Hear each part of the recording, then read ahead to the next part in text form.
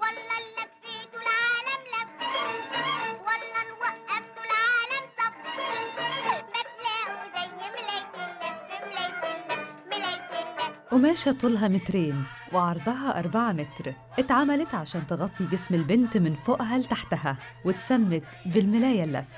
الست المصرية زينتها ولفتها بطريقة مميزة فيها دلال وأنوثة، وزاد عليها كمان جمال ودلع بنت البلد في رنة ضحكتها وصوت القبقاب في مشيتها.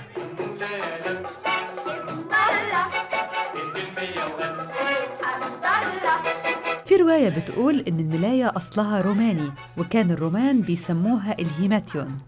الملاية اللف ظهرت أول مرة في اسكندرية في العصر العثماني، ولبسوها بنات بحري بعد ما زودوا لها إكسسوارات زي المنديل بقوية والبرقع والخلخال، وبعد كده انتشرت في مصر.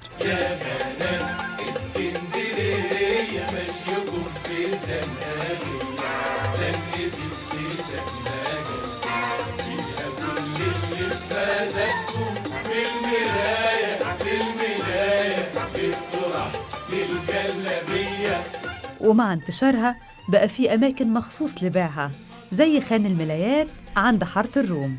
الملاية اللف ليها أنواع، الملاية اللي فيها لمعة ودي كانت للبنات الصغيرين وسموها الدلوعة، والملاية القطن المطفية ودي كانت للستات الكبار، وكمان كان في الملاية الكريشة اللي بتدخل فيها غرزة الكروشيه. فين وشك من ظهرك انت الاخرى؟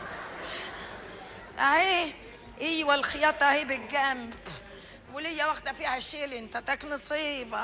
الملاية ليها تعبيرات شعبية خاصة بيها زي مثلا أفرش لك الملاية، ودي معناها استعداد الست للخناقة بإنها تفرش الملاية على الأرض وتتربى عليها عشان تفضى بقى للخناقة.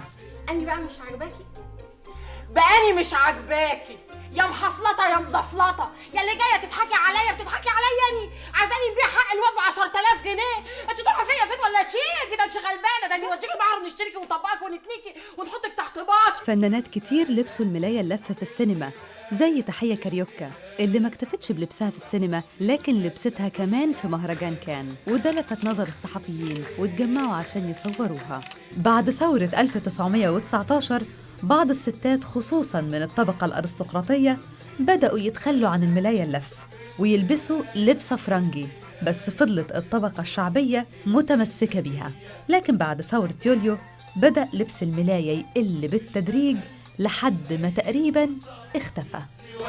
تبقى عروسة واللياقة والعياقة طبع مخلوق.